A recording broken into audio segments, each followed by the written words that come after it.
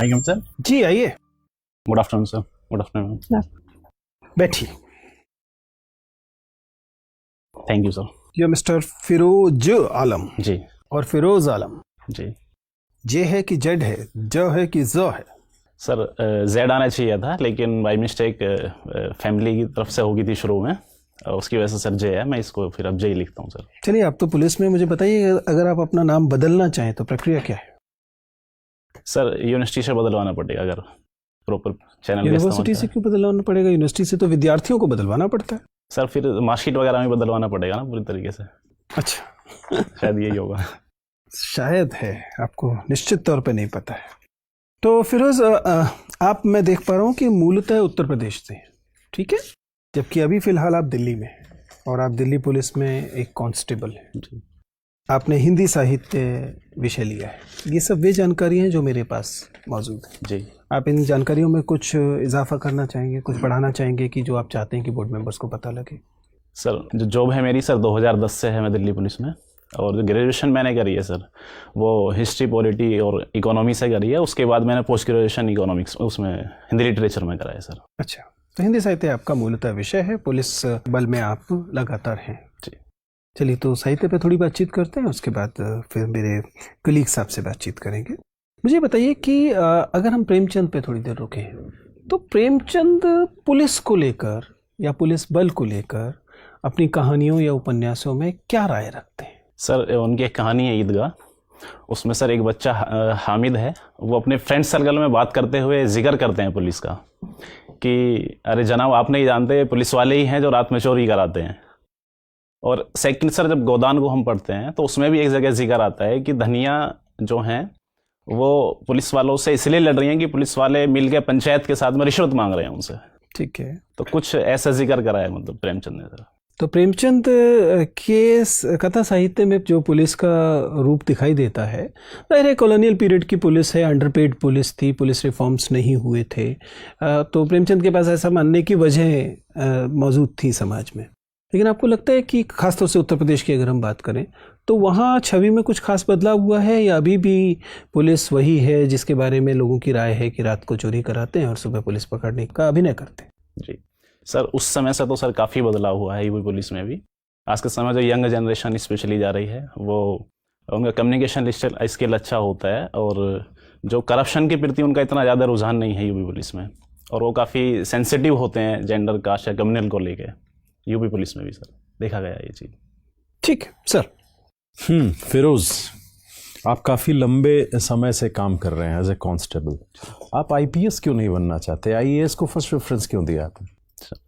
निश्चित रूप से सर, मैं आईपीएस चुनता तो मैं बेहतर काम कर पाता, लेकिन सर आईएएस में कार्य विविधता को देखते हुए मैंने सर इसलिए इसको चुना, क्योंकि मेरे पास ऑप्शन भी था चूज करने का, इसलिए मैंने सर मुझे लगता है 9-10 साल से आप इस सर्विस पे हैं जी, और इस सर्विस को बहुत बारीकी से आपने देखा होगा। अगर ये 10 साल का अनुभव सोचिए, आपने बहुत करीब से देखा होगा कि कहाँ करप्शन होता है, कहाँ मैं आईपीएस बन के दूर कर सकता हूँ, या मतलब कैसे ज़्यादा एफिशिएंट बना सकता हूँ।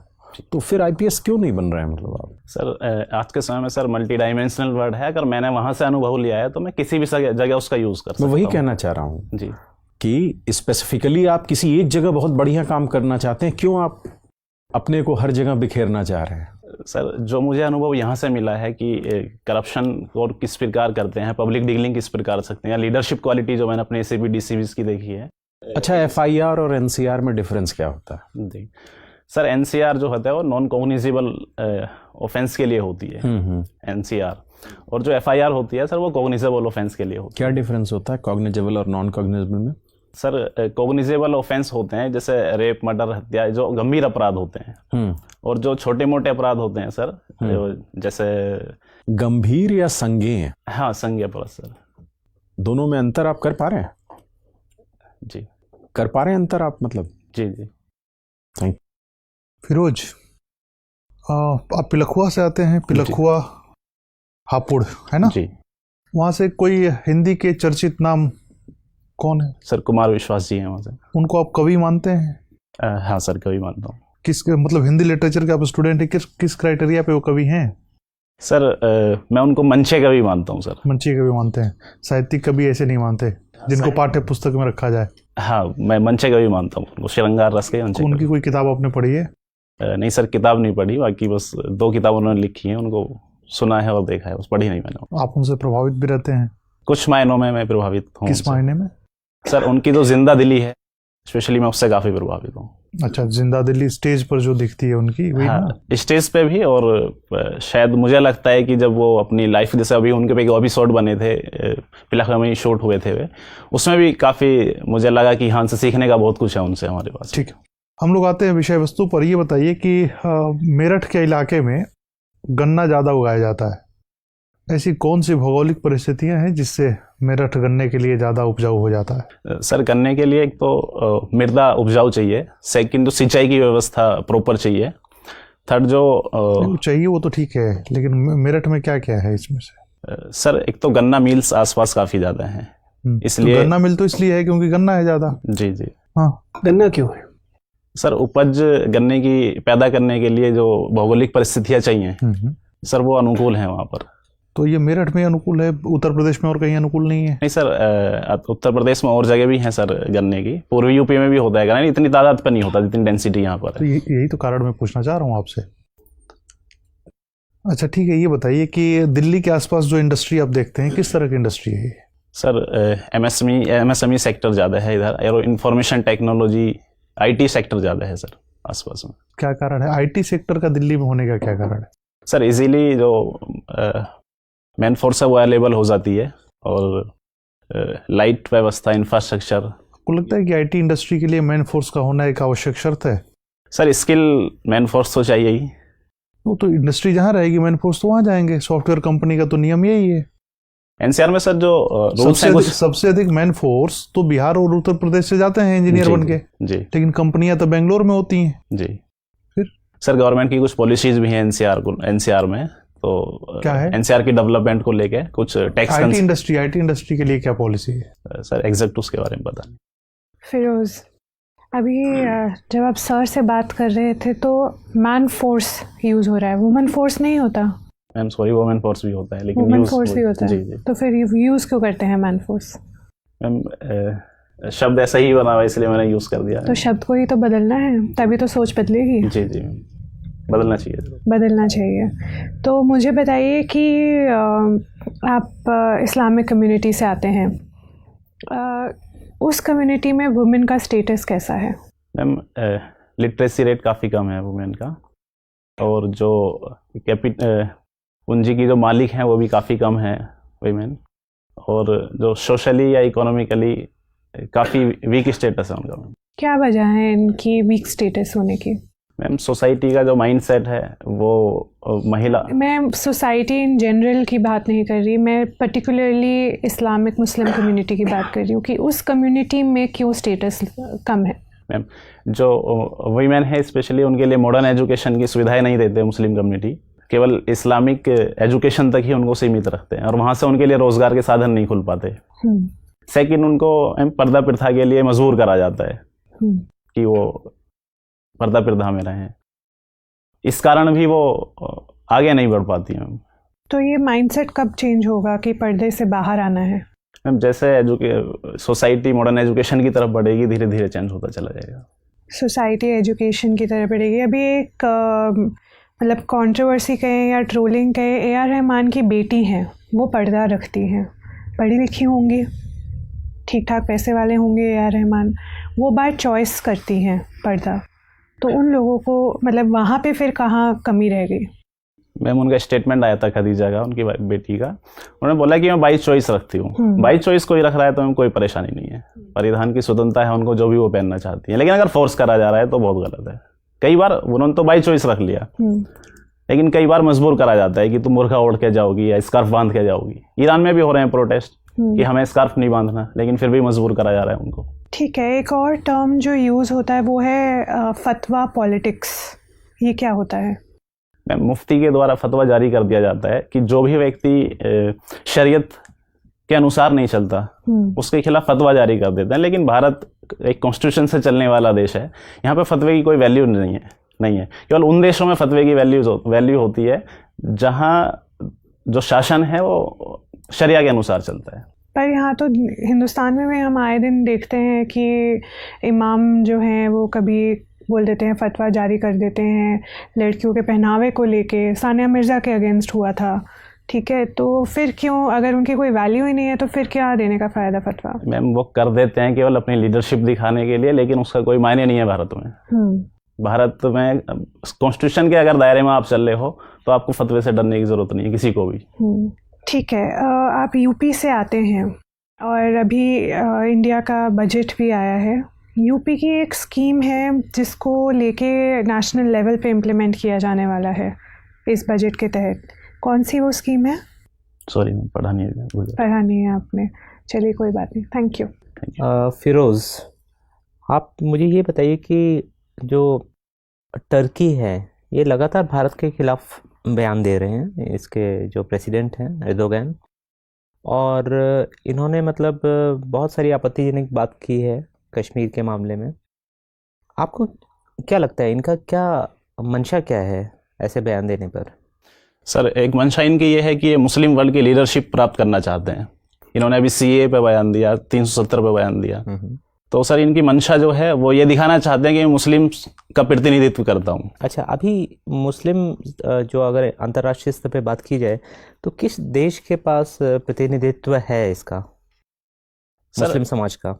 हर देश अपने मुस्लिम्स का प्रतिनिधित्व स्वयं करता है, मेरा मानना है। बट इंटरनेशनल लेवल पे बात की जाए सर मुझे नहीं लगता कि कोई मुस्लिम्स का सऊदी अरब, आपको नहीं लगता कि? नहीं सर, मेरे को नहीं लगता। मुझे लगता है हर देश अपने मुस्लिम के लिए अलग पॉलिसी बनाता है और वो होनी भी चाहिए। अच्छा, ठीक है, तो आपको क्या लगता है कि जैसे टर्की कश्मीर के मामले में या भारत के आंतरिक मामलों में बोल रहा है, तो उसी तरीके से भारत को भी, क्योंकि वहाँ भी एक कर्डिश माइनॉरिटी है टर्की में, तो भारत को भी उनके लिए आवाज़ उठानी चाहिए, उनके ह्यूमन राइट्स को सपोर्ट करना चाहिए, शायद उन्हें किसी तरीके की मदद भी देनी चाहिए, जिससे कि टर्की को भी समझ में आए कि ये मतलब एक तरफा नहीं है, ये दोनों तरफ से ये खेल खेला जा सकता है। सर इसमें हम उनसे नेगोशिएट कर सकते हैं कि हमारे आंतरिक मामलों में तुम हस्तक्षेप मत करो, लेकिन ये बेहतर पॉलिसी नहीं रहेगी कि हम भी उनके आंतरिक मामलों में हस्तक्षेप करें, बल्कि हम और दूसरे रूट अपना सकते हैं। ट्रेड कम कर सकते हैं, कस्टम ड्यूटी बढ़ा सकते हैं उनके माल पे, या UNO में आवाज़ उठा सकते हैं। ये कुछ आप मुझे ये बताइए कि अभी US ने भारत को डेवलप कंट्री मान लिया है, तो इससे क्या हमें खुश होना चाहिए या हमारे लिए चिंता का विषय है ये? सर ये हमारे लिए चिंता का विषय है। क्यों? कोई अगर आपको मतलब समझदार मान रहा है या मतलब विकसित मान रहा है तो इसमें दिक्कत क्या है? लेकिन सर हमें समझदार और विकसित माने, लेकिन हम है नहीं ना एक्चुअल में। हम तो चाहते हैं अभी तो हम सर चाहते हैं होना, हमारी कस्टम ड्यूटी बढ़ जाएगी, सब्सिडी हम नहीं दे पाएंगे एग्रीकल्चर वगैरह को, तो इसलिए सर हम तो लेकिन ये कब तक हम दूसरे से अपेक्षा रखेंगे कि हम काबिल नहीं हैं तो वो हमें छूट देते रहें? हम तो कभी फिर विकसित हो ही नहीं पाएंगे। सर निश्चित रूप से हम विकसित हो जाएंगे थोड़े समय बाद, लेकिन जब तक हमारी पर कैपिटा इनकम नहीं बढ़ जाती, GDP हमारी बहुत अच्छे स्तर पर नहीं पहुंच जाती, या एग्रीकल्चर सेक्टर हमारा, तो हमें मतलब क्या US से रिक्वेस्ट करनी चाहिए या हमें अपने को विकसित करने के ऊपर ध्यान देना चाहिए? बिल्कुल सर, विकसित करने के ऊपर ध्यान देना चाहिए हमें। ठीक है, आप मुझे ये बताइए कि एंड टू एंड एन्क्रिप्शन क्या होता है? Sir end to end encryption में जो इन्फॉर्मेशन होती है सेंडर और रिसीवर के पास होती है, बीच में उसको कोई क्रैक नहीं कर सकता। अच्छा, आप तो पुलिस में हैं, इससे नुकसान क्या है? इससे सर नुकसान ये है कि जो हमारी इंटेलिजेंस एजेंसीज हैं वो इन्फॉर्मेशन को इजीली कलेक्ट नहीं कर पाएंगी। जैसे अभी फेसबुक है या व्हाट्सएप है, उनकी इन्फॉर्मेशन तो के लिए हमें डिमांड करनी से रोक देना चाहिए, मतलब क्या किस तरफ है आप? ये एंड टू एंड एन्क्रिप्शन को अलाउ करना चाहिए या इसको रोक देना चाहिए? नहीं सर, अलाउ करना चाहिए, लेकिन थोड़ी सी परमिशन होनी चाहिए इंटेलिजेंस एजेंसी के पास में कुछ इशूज़ को, कुछ कंडीशंस में। ठीक है, अच्छा मुझे ये बताइए कि क्या बेल एक अधिकार है? सर कुछ मामलों में राइट्स है ये। अच्छा, मेरा आखिरी सवाल आपसे ये है कि पुलिस का अत्याचार या पुलिस पर अत्याचार, इनमें से कौन सी चीज़ पे कम ध्यान दिया जाता है? सर दोनों ही चीज़ पे ध्यान दिया जा रहा है वैसे तो, लेकिन ज़्यादा ध्यान इस पे दिया जाता है कि जो पुलिस अत्याचार करती है, लेकिन जो पुलिस पे अत्याचार होते हैं उसको। फिरोज मैं आपकी सर्विस चॉइसेस को समझने की कोशिश कर रहा हूँ। आपने लिखा कि आपको घर परिवार के साथ समय बिताना अच्छा लगता है, तो शायद ये एक वजह रही होगी जिससे कि आपने फॉरेन सर्विसेज को इतनी कम महत्व दिया है, जबकि देश की कुछ सबसे प्रतिष्ठित सेवाओं में से है। लेकिन अगर यह सिद्धांत भी माना जाए तो फिर ये नहीं समझ में आता कि आप अंडमान निकोबार सर्विस को तो इतना ऊपर महत्व दे रहे हैं कि आपने सारी सेंट्रल सर्विसेज को छोड़कर इस ग्रुप बी सर्विस को वरीयता दी है। आप इतने कॉम्प्लिकेटेड निर्णय प्रक्रिया को क्यों अपना रहे हैं? सर इसका कारण फैमिली नहीं था। जो जिस क्राइटेरिया पे मैंने इसको पीछे रखा उसका एक कारण ये था कि जो प्रतिनिधित्व देश का करने के लिए फ्लुएंट इंग्लिश चाहिए, मुझे अपने बैकग्राउंड से और अभी तक के स्टडी करने के बावजूद ये महसूस हुआ। दुनिया के कितने देश अंग्रेजी बोलते हैं? आपको जिन देशों में स्थापित किया जाएगा वहाँ अंग्रेजी भाषा होगी तो जरूरी नहीं है। आधी दुनिया तो स्पेनिश और फ्रेंच के भरोसे चलती है, वो तो किसी को नहीं आती भारत। दूसरा कारण सर इसमें यह भी रहा, जब मैं इसको 15 नंबर पर मैंने इसको भरा कि जब मेरे पास ऑप्शन है ऑलरेडी देश में ही काम करने का, अपने ही देश के लिए, फिर आपने डेनिक्स क्यों भरा? वो तो आपको अंडमान निकोबार पर टक देंगे। पिलखुआ वालों को तो स्पेलिंग करने में भी दिक्कत होगी। देश ही तो अंडमान निकोबार भी, चाहे कितनी दूर सही, अपने देश में ही तो काम कर रहे हैं हम। तो फिर आपने ग्रुप बी सर्विस को ग्रुप ए की सर्विस से ऊपर क्यों रखा? सर कुछ सर्विस ऐसी थी जो दिल्ली में इजीली अवेलेबल थी, मैंने कुछ इसलिए सर उनको ग्रुप बी को नहीं, लेकिन ऐसी कई सारी सर्विसेज जिनमें अधिकतर समय आपको दिल्ली में रहना होगा, उन्हें आपने नीचे रखा है। आर्मी हेडक्वार्टर सर्विसेज हैं या सेंट्रल सेक्रेटरीट की जो सर्विसेज हैं, उन सब में तो आप लगातार दिल्ली में रहते हैं, उन्हें भी आपने महत्व नहीं दिया। उसकी जगह पे आपने डेनिक्स जैसी सर्विस को रखा जो कि एक ग्रुप ही सर्विस है। सर दानिश इसलिए रखा कि मैं ऑलरेडी पुलिस में काफी समय मैंने बिताया है। लेकिन आईपीएस के दौरान आपने इस तर्क को स्वीकार नहीं किया? मैंने उसमें सर जब आईएएस के लिए मैंने फर्स्ट प्रेफरेंस थी, उसकी कार्य विविधता देखी, उसके बाद फिर सर सेकंड मैंने आईपीएस रखा, और आईआरएस रखने के बाद फिर मैंने सोचा कि मैं किसको रखूँ। फिर मेरे यहाँ पे कि मेरे 10 साल का वर्क एक्सपीरियंस मुझे काम आए, इसलिए मैंने दानिश को ऊपर रखा सर। आप बहुत कन्फ्यूज हैं। फिरोज, आप ओबीसी हैं? EWS sir. ईडब्ल्यूएस है। अभी हाल में सरकार ने जो ये सीमा है आय की, इसे ओबीसी के मामले में बढ़ाने की बात की है, जबकि लगता ही है कि शायद ये और कम की जानी चाहिए थी। सुना है कि 11 से 12 लाख की आमदनी शामिल की जाएगी, जाहिर है कि फिर ईडब्ल्यूएस में भी की जाएगी। आपको क्या लगता है कि यह कदम एक सकारात्मक कदम है या यह है रिप्रेजेंटेशन को इलीट्स तक सीमित कर देगा? सर मुझे लगता है कि 8 लाख की इनकम जो क्रीमी लेयर की सीमा है वो बिल्कुल अभी फिलहाल की स्थिति में बिल्कुल ठीक है सर। उससे अगर ऊपर हम इसको बढ़ाते हैं तो मुझे लगता है कि रिजर्वेशन उन लोगों को भी मिलेगा जिनको ज़रूरत नहीं है रिजर्वेशन की। 8 लाख की सीमा सर इस समय बिल्कुल ठीक लगती है। ठीक है फिरोज, आपसे बात करके अच्छा लगा, आप जा सकते हैं। Thank you. Thank you.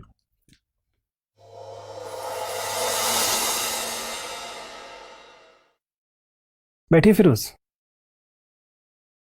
Thank you sir. जी फिरोज, आपके हिसाब से दो चीज़ें बताइए। एक तो पिछले इंटरव्यू से आपके इंटरव्यू में जो चेंज है वो आपके हिसाब से कितना पॉजिटिव चेंज है, और दूसरा कौन से एरियाज अभी आपको लग रहे हैं कि सर अभी काम करना बाकी है? सर कंट्रोवर्शियल जो इश्यूज हैं उन पर सर मेरी अच्छा स्टैंड नहीं मुझे लगता अभी भी कि मैं बहुत अच्छा स्टैंड ले पा रहा हूँ।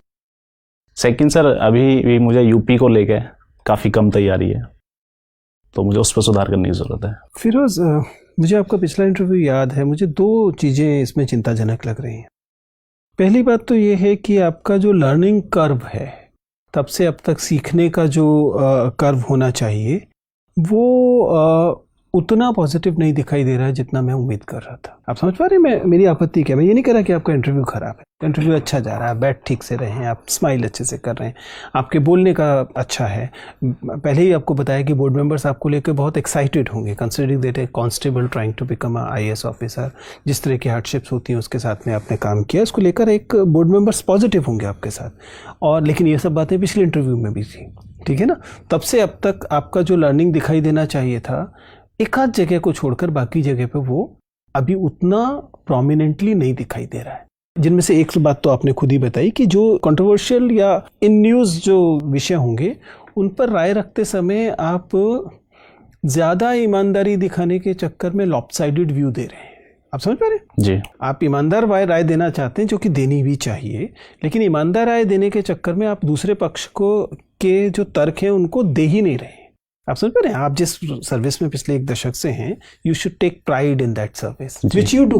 मैं क्यों कह रहा हूँ? क्योंकि मैंने पिछला इंटरव्यू आपका देखा था और मुझे लग रहा है कि पिछले इंटरव्यू से अब तक जो बदलाव पॉजिटिव होना चाहिए था वो उस पैमाने पे नहीं हुआ है, लेकिन उस पैमाने पे नहीं हुआ है जिस पैमाने पे मैं अपेक्षा कर रहा था। ठीक है ना? अभी आपके पास थोड़ा सा और समय है, उस पर थोड़ा सा और देख लीजिए। ये क्वालिफायर्स आप अगर लगाएंगे, ये क्वालिफायर्स बोलते हैं इन्हें, जब हम एक वाक्य बोल रहे हैं लेकिन उसके साथ में एक शर्त लगा दे रहे हैं, एक चीज़ जोड़ दे रहे हैं, तो इस तरह से आप वाक्य बनाएंगे तो वाक्य एक तो ज़्यादा संश्लिष्ट वाक्य बनेगा, दूसरा आपके बारे में पॉजिटिव राय बनेगी, तीसरा ये जो एक तरफ का निरर्थक झुकाव दिखाई दे रहा है वो समाप्त हो जाएगा। कोशिश ठीक है, उस पर आप विचार कर सकते हैं। ऐसे ही किसी किसी जगह पर आपका नॉन वर्बल कम्युनिकेशन, आपको पहले मैंने भी कहा था कि स्माइल आपकी अच्छी है, लेकिन आप उस स्माइल को किसी किसी जगह पर गलत जगह पर इस्तेमाल कर। बाकी चीज़ें बाय एंड लार्ज ठीक हैं। ओबीसी पर आपका स्टैंड ठीक था, नेम चेंज पर पता होना चाहिए था, नेम चेंज पर आपने बिल्कुल एकदम हवाई तुक्का दिया, वो नहीं देना चाहिए था। ठीक है ना, बाकी चीज़ें मेरे हिसाब से ठीक जा रही हैं। मतलब पहले से ऐसा नहीं है कि परफॉर्मेंस गिर गई है, या एक आध मामले में गिरी होगी तो 4 मामलों में उठी भी है, लेकिन मैं उम्मीद कर रहा था लर्निंग कब लगातार पॉजिटिव रहेगा। बहुत ज़्यादा सुझाव तो नहीं ले रहे हो बीच में? सर मॉक इंटरव्यू दिए हैं 2-4 और मैंने। हाँ, तो ये प्रॉब्लम तब आती है जब खासतौर से फर्स्ट अटेम्प्ट करने वाले लोगों के साथ आती है कि जब वो बहुत सारी रायों को अपने इंटरव्यू में इनकॉर्पोरेट करने की कोशिश करते हैं तो कॉन्फ्लिक्ट्स आते हैं। वो एक चीज़ को कर रहे होते हैं तो दूसरी चीज़ लूज हो रही होती है। थोड़ा सावधान रहिए। ठीक सर। ठीक है।